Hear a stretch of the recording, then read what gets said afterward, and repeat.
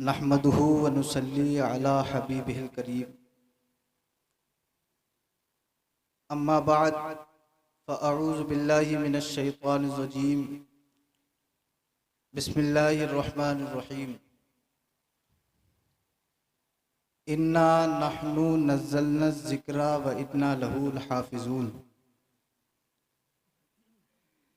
आमन्तु बिल्लाहि सदक़ल्लाहुल अज़ीम व सदक़ा रसूलुहुन नबियुल अमीनुल मतीनुल करीम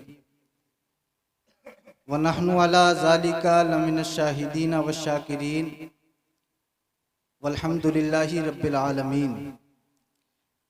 या खुदा बहरे जनाबे मुस्तफ़ा इमदाद कुन, या रसूल अल्लाह अज़ बहरे खुदा इमदाद कुन, या शहीदे करबला या दाफ़े करबो बला, गुल्लुखा शहज़ादे गुलबू कबा इमदाद कुन। गौसे आज़म बमने बेसरो सामा मददे, क़िबले दी मददे काबे ईमा मददे, बगिरदाबे बला उफ्ताद कश्ती मदद कुन या मुईनुद्दीन चिश्ती। कादरियम नारे या गौसे आज़मी जन्म, दमज़े शेख अहमद रज़ा खां कुतुब आलमी जन्म।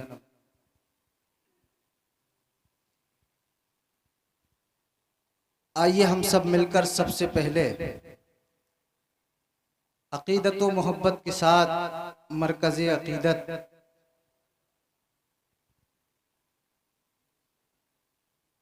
जिनके तमव्वुस से समंदर की मौजें,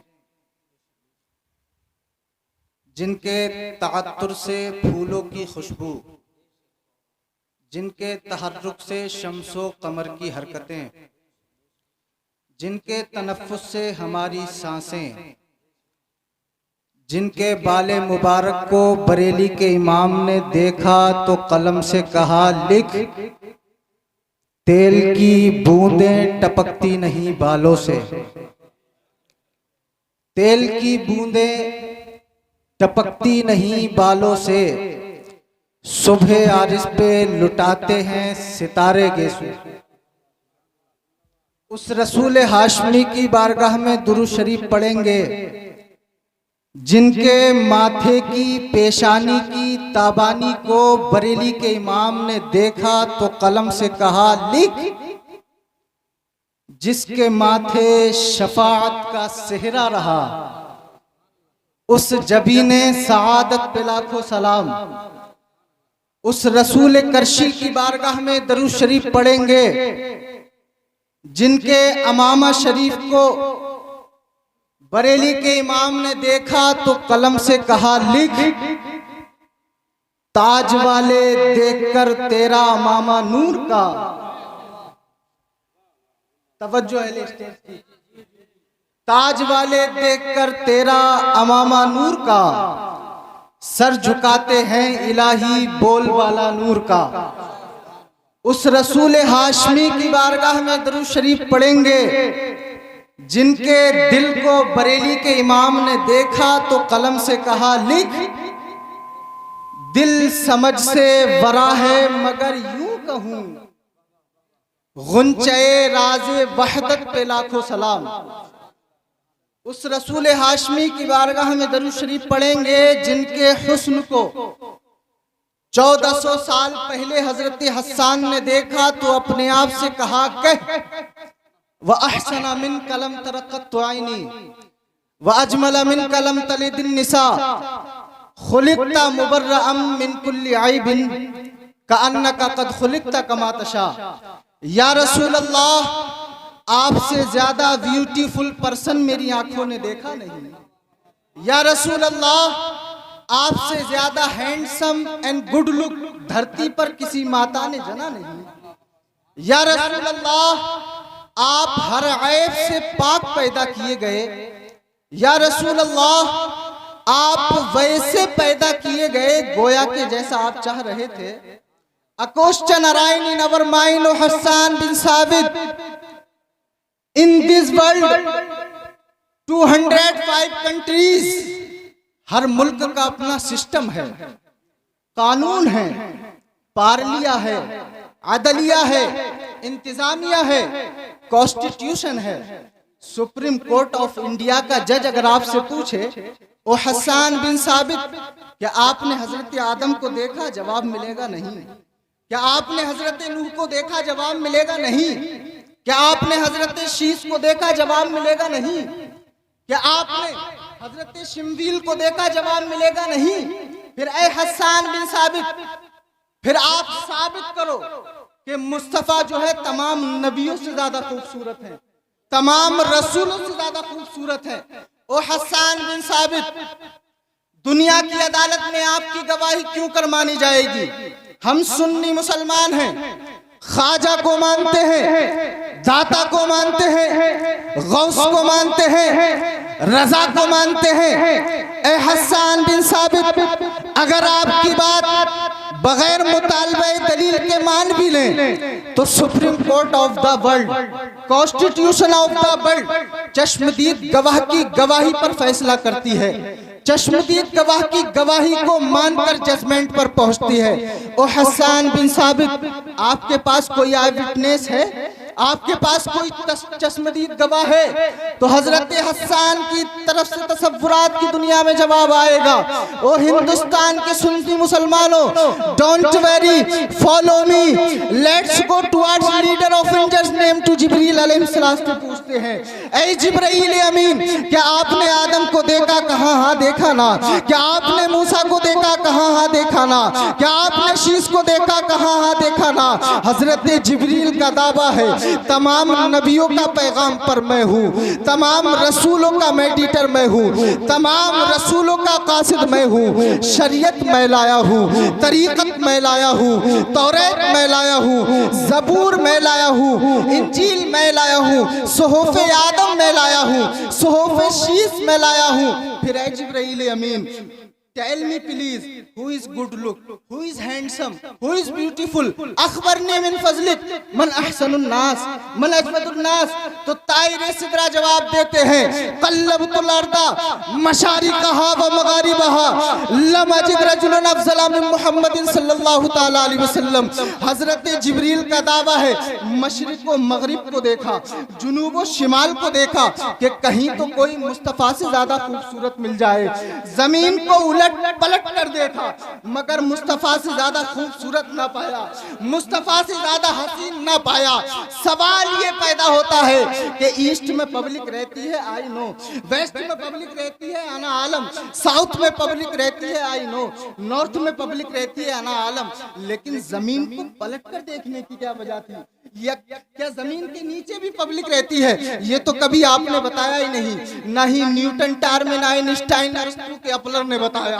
क्या जमीन के नीचे भी पब्लिक रहती है? तो ताइरे सिदरा की तरफ से तसव्वुरात की दुनिया में जवाब आएगा। ओ नाक़िस साइल सुन, 1400 साल पहले तुम्हें ये बात समझ में नहीं आती, मगर मैं जान रहा था कि जब 21वीं सदी ईस्वी का सूरज सतह आलम पर तुलू होगा, गूगल का जमाना होगा, इंटरनेट की हुकूमत होगी, फेसबुक का सिक्का चल रहा होगा, गूगल यूट्यूब का धमाल चल रहा होगा। ऐसे माहौल में लोग सूरज की शुआओं को अपने कंट्रोल में लिए होंगे, स्पेस पे प्लाटिंग की बातें चल रही होंगी, WW के दरमियान लोग रह रहे होंगे। तो कहीं ऐसा ना हो न्यूटन का मानने वाला, आइंस्टाइन का मानने वाला, ज़रकाली का मानने वाला, अपलर का मानने वाला, APJ अब्दुल कलाम तक के साइंसदानों की औलादें नए नए सैयारे को तलाश कर ले आए, नए गोले से नई मखलूक एलियन का चेहरा पेश कर दें और ये न कह दें ये फला मखलूक है, फला गोले पर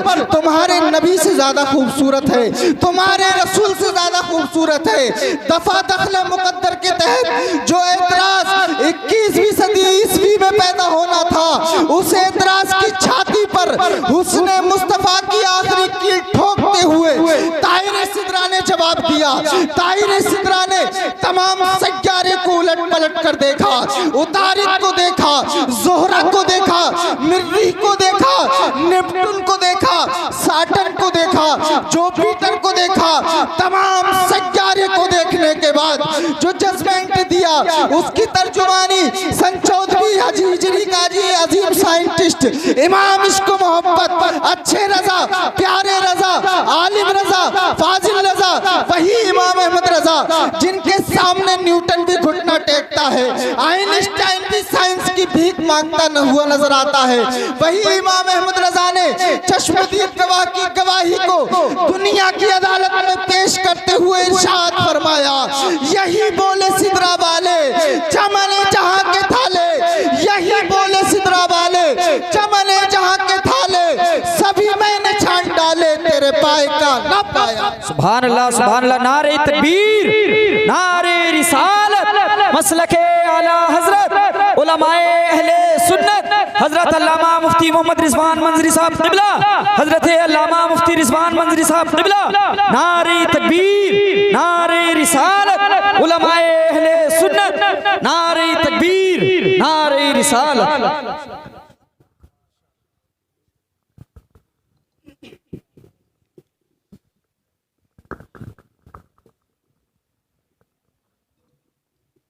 माशाअल्लाह मिंबर नूर पर तशरीफ ला चुके हैं खतीब हिंदुस्तान हजरत अल्लामा मौलाना मुफ्ती मोहम्मद रिजवान नूरी साहिब क़िबला। बहुत जल्द आपको उनका खिताब भी समाअत करना है, मैं बस थोड़ी देर आपसे गुफ्तगू करूंगा। आइए सब मिलकर दुरूद पाक पढ़ें, अल्लाहुम्मा सल्ली अला व मौलाना मुहम्मदिन व बारिक वसल्लिम सल्लु अलैहि सलातु व सलामुन अलैका या रसूलल्लाह सल्लल्लाहु तआला अलैहि वसल्लम। इस पुरफतन दौर में इंसान का जो कैरेक्टर है वो बहुत लूज होता जा रहा है। इसकी वजह क्या है कि इस इंसान जो है इस्लाम से दूर है, कुरान से दूर है, रोजा नमाज से दूर है। आजकल सोशल मीडिया पे बहुत तेजी से वो घूम रहा है, उसका बयान वसीम रिजवी का।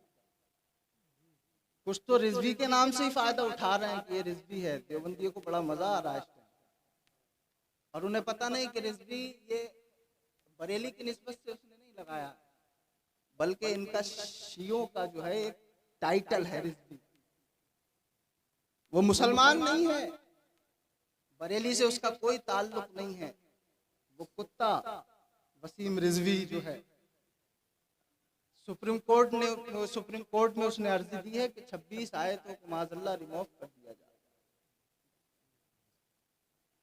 अरे तू अकेला है, तेरे पीछे अगरचे ये सल्तनत पूरी है, अगर पूरी दुनिया एक हो जाएगी तब भी कुरान का एक लफ्ज नहीं मिटा पाएगा। एक लफ्ज कुरान में अल्लाह रब्बुल इज्जत ने इरशाद फरमाया, इन्ना नहनु नज़्ज़लना ज़िक्रा व इन्ना लहू लहाफ़िज़ून, हमने इसको नाजिल किया है तो हिफाजत भी हम करेंगे।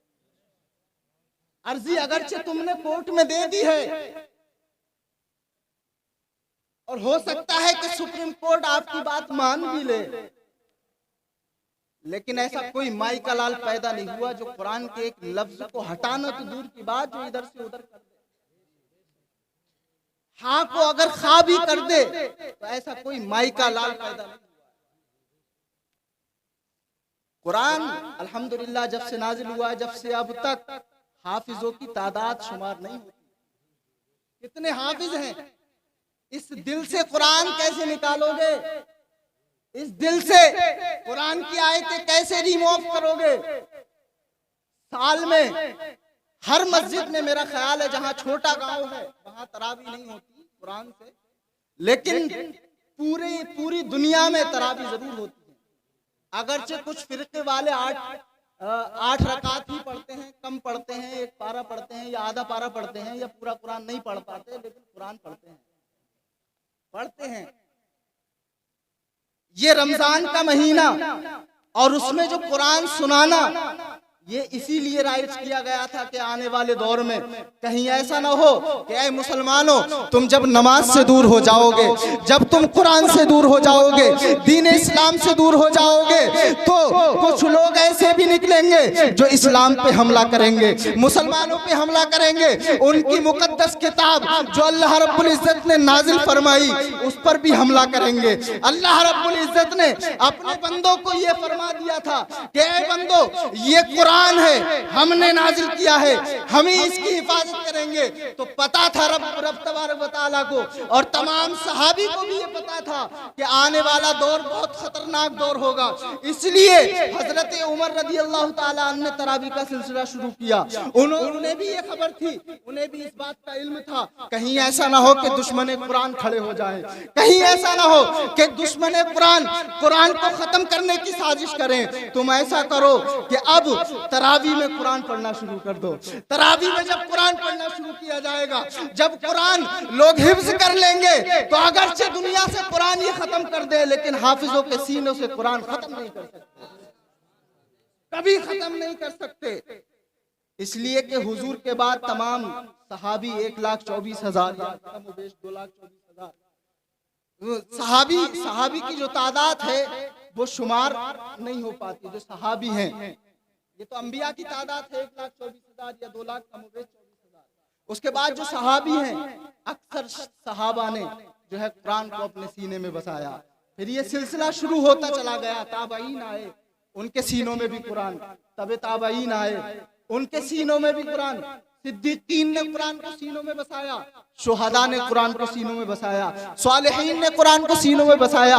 अब उसके बाद वलियों का नंबर आ जाता है, गौसे पाक ने अपने सीने में कुरान को बसाया है, मुफस्सिरीन इकराम ने तो सीनों में बसाया ही, लेकिन किताब की शक्ल में भी बयान कर दिया, तफसीरों से काम चला लिया कि कुरान, अगरचे लोग ही ये गैर मुस्लिम जो है सिर्फ कुरान को जानते हैं, तफसीर को नहीं जानते, कुरान अगर मिटा भी देंगे लेकिन हमारी तफसीर कुरान की शक्ल में मौजूद रहेगी।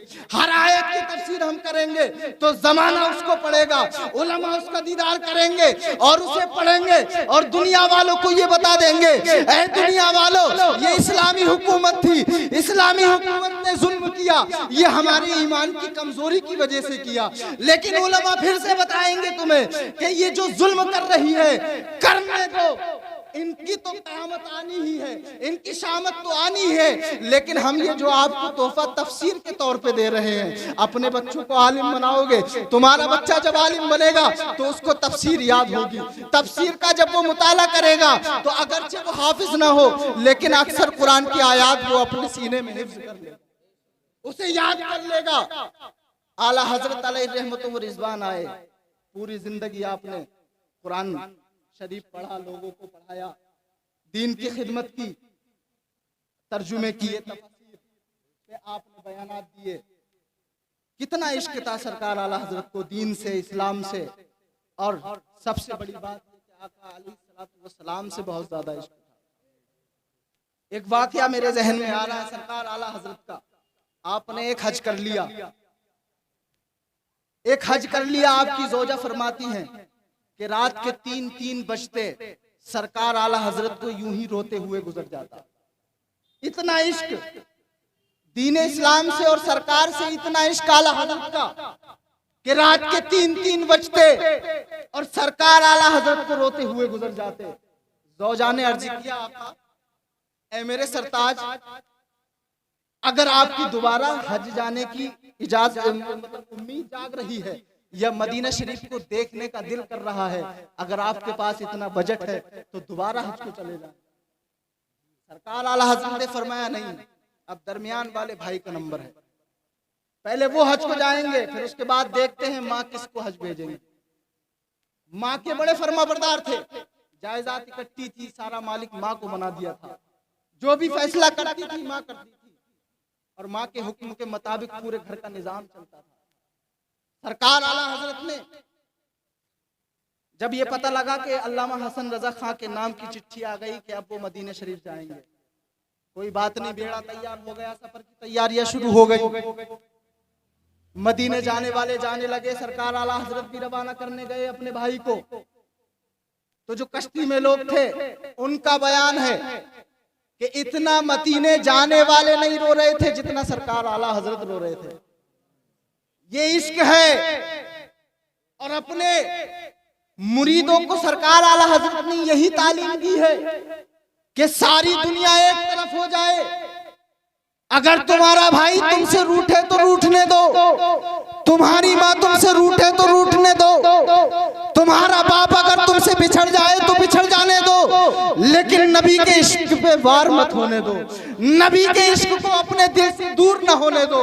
जब नबी का इश्क होगा तो कुरान का इश्क ऑटोमेटिक आ जाएगा। जब नबी की मोहब्बत दिल में होगी तो कुरान की मोहब्बत अचानक जाग जाएगी। सरकार आला हज़रत छोड़ने गए, कश्ती वालों का बयान है, कहते हैं इतना हम नहीं रो रहे थे जितना बरेली के इमाम रो रहे थे, लेकिन हाजी लोग भी बड़े होशियार थे, बड़े समझदार थे। कहा सरकार हमसे ये आपका रोना देखा नहीं जाता,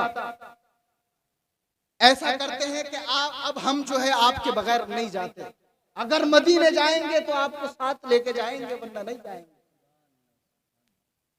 तो सरकार आला हज़रत ने फरमाया तुम मेरे बगैर नहीं जाओगे, मैं अपनी अम्मी की इजाजत के बगैर नहीं जाऊंगा, अपनी अम्मी की इजाजत के बगैर नहीं जाऊंगा। कोई बात नहीं, घर गए, घर पे जाके हाथ बांध के माँ की बारगाह में खड़े हो गए, सलाम अर्ज किया, माँ ने जवाब दिया। जब जवाब दिया तो सरकार आला हजरत की आंखों से 2 आंसू टपके जमीन पर गिरे। माँ ने कहा बेटा मुझे पता था तू हसन रजा को छोड़ने जाएगा, बड़ा रोएगा, बड़ा तड़पेगा, क्योंकि माँ बच्चे के दिल की शनाख्त होती है ना, माँ को सब मालूम होता है कि बच्चे के दिल में क्या है, क्या चाहता है। तो माँ ने कहा मुझे पता था तू रोएगा तड़पेगा, जा मैंने भी तेरा बैग तैयार कर दिया है, तू भी मदीने जा, तू भी मदीने जा। सरकार आला हजरत का भी बुलावा आया। सरकार अलैहिस्सलातु वस्सलाम ने सरकार आला हजरत को अपने दर पे दोबारा बुलाया। आप गए मदीना शरीफ तो वहां आपके खलीफा हैं अल्लामा ज़ियाउद्दीन मदनी अलैहिर्रहमत, उनके यहाँ आपका क़याम हुआ। अल्लामा ज़ियाउद्दीन मदनी का कौल है कि सरकार आला हजरत जब यहाँ मेरे यहाँ ठहरे, सारे अरकान अदा करने के बाद जब शाम को घर आते हैं तो रात में यूं ही बैठे रोते रहते हैं।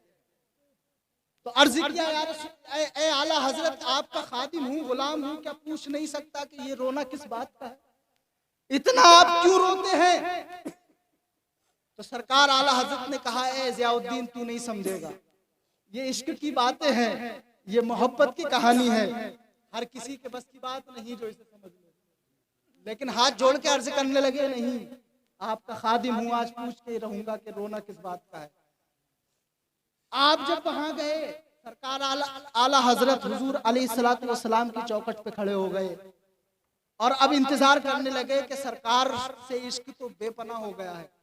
जब दुनिया में आपको आपकी माँ से जब इश्क हो जाए तो बगैर देखे चैन नहीं पड़ता, बगैर देखे दिल को सुकून नहीं मिलेगा। अगर भाई से मोहब्बत हो जाए तो जब तक भाई का चेहरा सामने ना आए तब तक आप खाना नहीं खा सकते, पानी नहीं पी सकते। सरकार आला हजरत जब मायूस हो गए, सरकार अलैहिस्सलातु वस्सलाम का दीदार इनको ना हुआ तो रोने लगे। कमरे पे जाने जहां कयाम था, कयाम गाह पे जाके रोने लगे, बेइंतहा रोए। कहने लगे ऐ ज़ियाउद्दीन मेरा दिल करता है कि एक मर्तबा जाहिरी तौर पे मुस्तफ़ा का दीदार करूं, एक मर्तबा जाहिरी तौर पे सरकार को देखूं। लेकिन एक ताजा नाज लिखी फिर आपने कहा चल ज़ियाउद्दीन हुजूर के रोजे पे खड़े होकर सुनाते हैं। ज़ियाउद्दीन मदनी और सरकार आला हजरत गए, गुंबद के सामने खड़े हो गए और कहने लगे उठा दो पर्दा, दिखा दो चेहरा कि नूर बारी हिजाब में है, जमाना तारीख हो रहा है, महर ये कब से नकाब में है। फिर कहने लगे ऐ ज़ियाउद्दीन देखना मैं कितना बड़ा बन गया हूं, कितना बड़ा बन गया हूं, मैंने अपने आप को कितना बड़ा समझ लिया है कि जाहिरी तौर पे सरकार को देखूं। ऐ इमाम अहमद रजा कि तेरी आंखों का वुजू है, क्या तेरी आंखें इस काबिल हैं कि तू सरकार का दीदार करे? लेकिन फिर अर्जुनियास के बाद फिर कहने लगे एक और नात लिखी, वो सूए लाल हजार फिरते हैं। जब दीदार ना हुआ मायूस हो गए। तो एक और लिखी वो सुए लाल आजार फिरते हैं, तेरे दिन ए बहार फिरते हैं। और फिर इशारा करके कहने लगे ज़ियाउद्दीन बुदेक मिस्र का बादशाह, ए ज़ियाउद्दीन बुदेक शाम का बादशाह, ए ज़ियाउद्दीन बुदेक फला जगह का बादशाह। ये फला जगह के हुक्मरान खड़े हैं।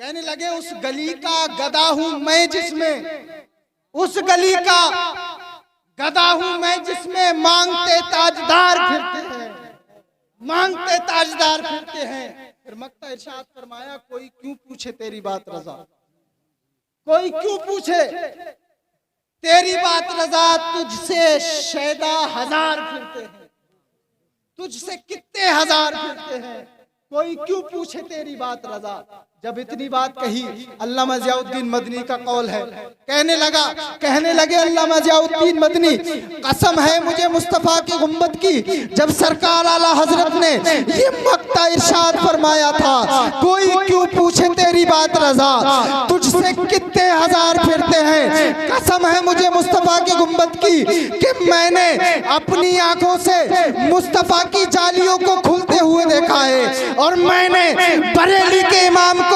मुस्तफा के कदमों से लगे हुए देखा है। और मैं चीख चीख के कह रहा था कि अब हर कोई पूछेगा तेरी बात रजा, अब हर कोई पूछेगा तेरी बात रजा, तेरे आशिक हजार, तेरे आशिक हजार फिरते हैं। ये है इश्क, सरकार आला हजरत का इश्क ये है।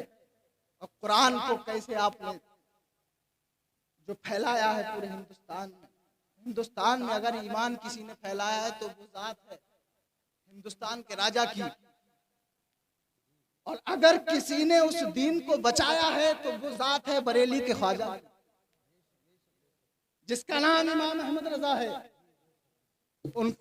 उन्होंने आपके ईमान को बचाया। आज जो हम जिक्र कर रहे हैं, ये जो जिक्र की महफिल सजी है, ये सरकार आला हजरत का फैजान है। अगर वो दुनिया में ना आते, अगर वो दीन की तबलीग ना करते और इन लोगों के पंजे से मुसलमानों को न बचाते, तो शायद हम यहाँ बैठे हुए। ये सरकार आला हजरत का करम है, नवाजिश है, उनकी अता है कि हमें सरकार आला हजरत ने सीधी राह दिखाई। और ये जो कुत्ते भौंक रहे हैं, इन्हें भौंकने दीजिए, ये कुछ नहीं कर सकते। ये कुरान का क्या, एक सुन्नी मुसलमान का बाल भी बाका नहीं कर सकते। कुरान तो बहुत बड़ी चीज है जिसका जिम्मा अल्लाह ने लिया है। इन्ना नहनु नज़्ज़लना ज़िक्रा व इन्ना लहू लहाफ़िज़ून। टाइम भी काफी हो गया है, बस मैं गुफ्तगू खत्म कर रहा हूँ। अल्लामा पैकर खुदसाली रहमतुल्लाह अलैह के कुछ अशार हैं, वो आपको बस सुना दूँ बिला तरन्नुम। अशार हैं कि अल्लामा पैकर खुदसाली की जब नज़ा का वक्त आया, आपको जहर दे दिया गया था, दीन के दुश्मन पैदा हो गए थे, तो आपको जहर दिया गया, तो आपको जब महसूस हो गया कि मुझे जहर दे दिया गया है और अब मेरा बचना मुश्किल है, तब आपने एक कलाम लिखा, एक नात लिखी, हम भी मदीना जाते तो कुछ और बात होती। बस ये सुन लो, उसके बाद में रुखसत इंशाअल्लाह। हम भी मदीना जाते तो कुछ और बात होती, वहां जाके फिर ना आते तो कुछ और बात होती, वहां जाके फिर ना आते तो कुछ और बात होती। और ये हवा के मस्त झोंके जो इरम से आ रहे हैं, ये हवा के मस्त झोंके जो इरम से आ रहे हैं, ये जो तैबा होके आते तो कुछ और बात होती, ये जो तैबा होके आते तो कुछ और बात होती। और महल्ले इस्तिशार शेर, आपको जहर का एहसास हुआ तो कहने लगे मुझे जहर देने वाले बड़े कम अकल हैं आका, मुझे जहर देने वाले बड़े कम अकल हैं आका, तेरे नाम पर पिलाते तो कुछ और बात होती, तेरे नाम पर पिलाते तो कुछ और बात होती। और ये जो नाते पाक पैकर तुम यहाँ पे पढ़ रहे हो, ये जो नाते पाक पैकर तुम यहाँ पे पढ़ रहे हो, ये जो आका को सुनाते तो कुछ और बात होती। अल्लाह रब्बुल इज़्ज़त की बारगाह में दुआ है कि मौला ताला मेरे कहने में, सामाईन के सुनने में जो भी अगलात वाक़ई हुई हैं उसको अपनी रहमत कामला से माफ़ फरमाए और इस जलसे को अपनी बारगाह में कबूल फरमाए और इसकी बरकत से दूल्हा दुल्हन में आपस में इत्तिफाक व इत्तिहाद अता फरमाए, उनकी ज़िंदगी तादेर कायम दायम रहे अल्लाह ताला उनकी उम्र लंबी करे, उनकी जिंदगी में चैन सुकून अता फरमाए। अस्तगफिरुल्लाह रब्बी मिन कुल्ली ज़म्बी व अतूबु इलैहि व मा अलैना इल्लल बलाग। अस्सलामु अलैकुम व रहमतुल्लाह।